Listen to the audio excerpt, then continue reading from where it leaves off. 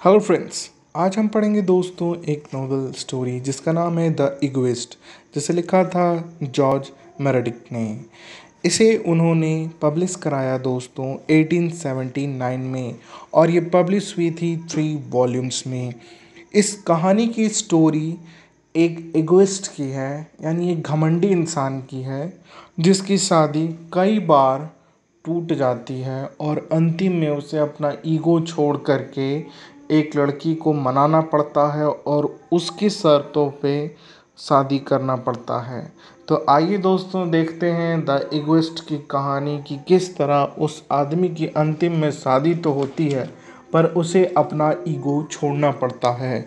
आप इसे एग्जाम्पल में ले सकते हैं उन्हें जिनकी शादी नहीं हुई है, उस हीरो की। आप समझ रहे होंगे मैं किसकी बात कर रहा हूँ, पर बोलना नहीं क्योंकि वो सबके भाई हैं।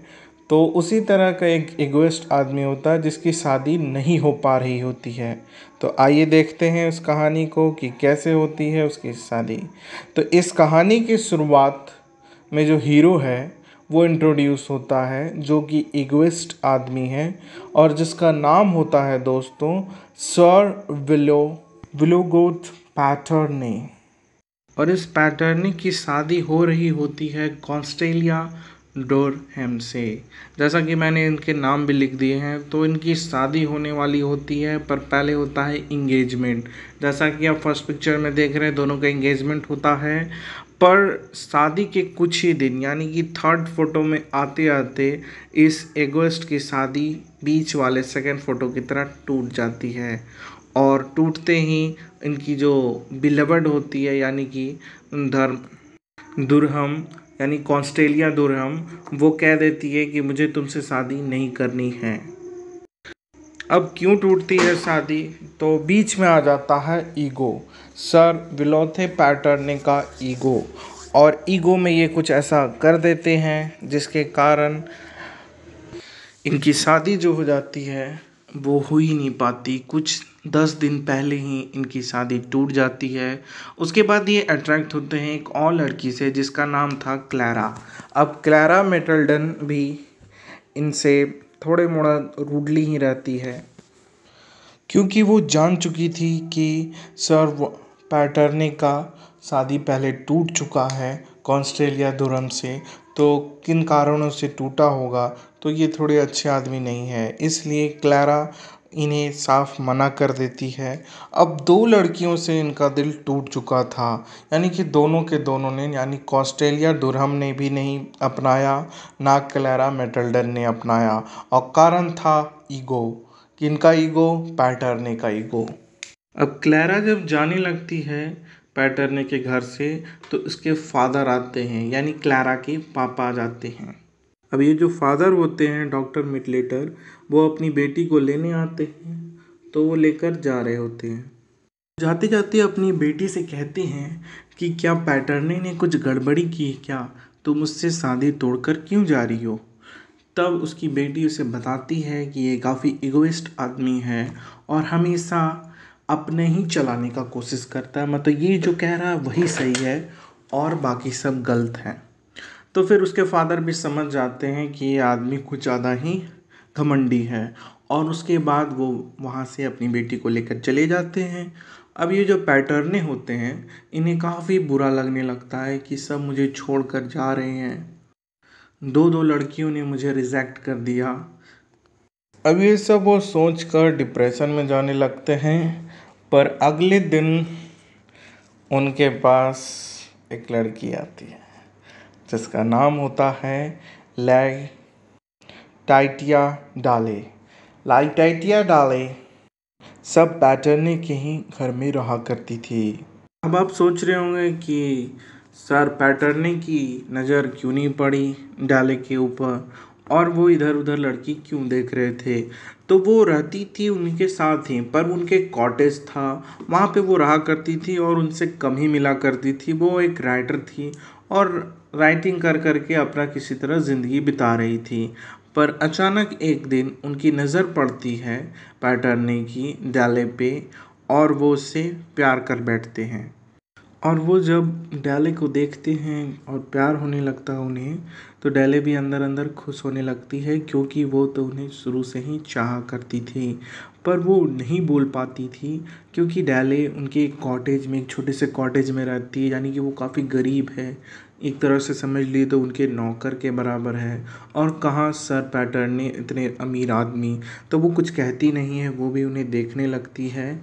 और पैटर्ने भी काफ़ी प्यार से उसे देखने लगते हैं। उसके बाद वो लोग चले जाते हैं। कुछ दिन के लिए पैटर्ने बाहर चले जाते हैं, और जब वो बाहर से लौटते हैं तो वो अपने साथ अपने एक भाई को लेकर आते हैं। और अपने भाई के साथ भी इनका थोड़ा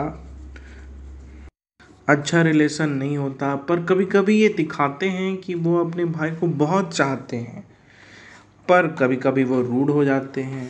शायद उनका ईगो उनके बीच में फिर से आ रहा था, और वो अपने भाई के साथ भी अच्छे से नहीं रह पा रहे थे।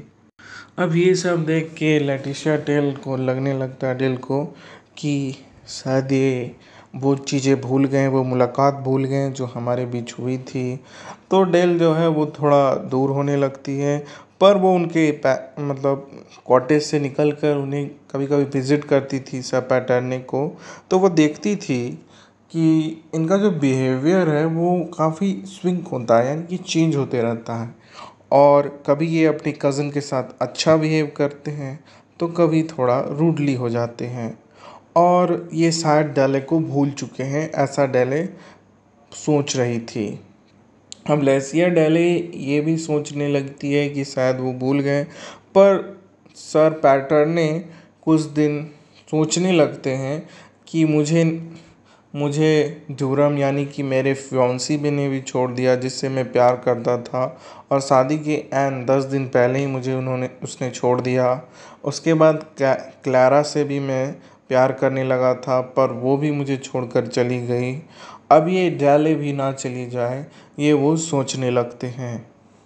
तो सर पैटर्नी जाते हैं डैले के पास और प्रपोज़ करते हैं, पर इस बार वो सोच के जाते हैं कि प्रपोज़ तो करूँगा, पर जैसे ड्यूरम के साथ किया, मेरा ईगो बीच में आ गया, क्लारा के सामने भी मेरा ईगो बीच में आ गया, तो वो दोनों छोड़ दी मुझे। तो इस बार वो काफ़ी ज़्यादा हम्बल, यानी कि घुटनों पे बैठ के, जैसा कि आप पिक्चर में देख रहे हैं दोस्तों, वो घुटनों पर बैठ करके और लेशिया डैले को प्रपोज करते हैं। काफ़ी हम्बल वर्ड्स कहते हैं, और काफ़ी धीरे से और काफ़ी प्यार भरे अंदाज में कहते हैं। एकदम अपने ईगो को नहीं आने देते, क्योंकि वो जानते हैं कि 2 लड़कियों ने मुझे इसलिए छोड़ा था क्योंकि मेरे अंदर बहुत ईगो है। तो जब वो रिक्वेस्ट करता है, तो कैलेसिया डैले जो होती है वो अपने शर्त को बताती है। मतलब वो भी थोड़ा ये जान चुकी थी कि ये आदमी थोड़ा घमंडी है, तो हम शर्त रख के देखते हैं, शायद अगर ये मुझे प्यार करता हो, इसके अभी भी घमंड ना हो, तो वो मेरी शर्तें ज़रूर मानेगा। तब लेशिया डैले जो थी, जिस पर वो प्रपोज़ कर रहे थे सर पैटर्न ने, वो कुछ शर्तें रखती है कि मैं तुमसे शादी तो करूँगी, पर मेरी ये शर्तें हैं। तो सर पैटर्न कुछ सोचते हैं कि आज तक मैं ही अपना शर्त रखता आया हूँ, ईगो पे रहता हूँ, और ये पहली बार मेरे से हुआ कि मैं इतना इज्जत से उसे बोला, रिक्वेस्ट किया, कोई भी शर्त नहीं रखा, और आज मेरे ही सामने एक शर्त रख दिया है।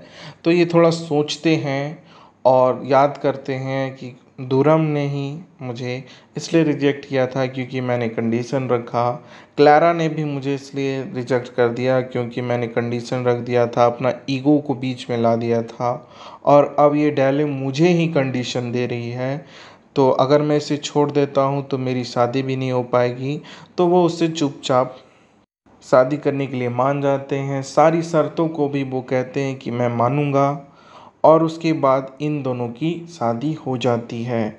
और यहीं पे दोस्तों नॉवेल ख़त्म हो जाती है। नॉवेल में बस यह बताया गया कि किस तरह सब पैटर्नी जैसे कुछ लोग ईगो में रहते हैं और उसके बाद जब उन्हें कुछ भी नहीं मिलता तो उन्हें अपने ईगो भूल करके दूसरे के कंडीशनों को मानकर यानी कि और ज़्यादा गिरकर शादी करनी पड़ती है। अगर आपको मेरी एक्सप्लेनेशन अच्छी लगी हो तो प्लीज़ लाइक करें, शेयर करें और सब्सक्राइब करें। मैं आपसे मिलूँगा नेक्स्ट स्टोरी में दोस्तों। आपने मुझे पूरा सुना इसके लिए धन्यवाद। जय हिंद दोस्तों।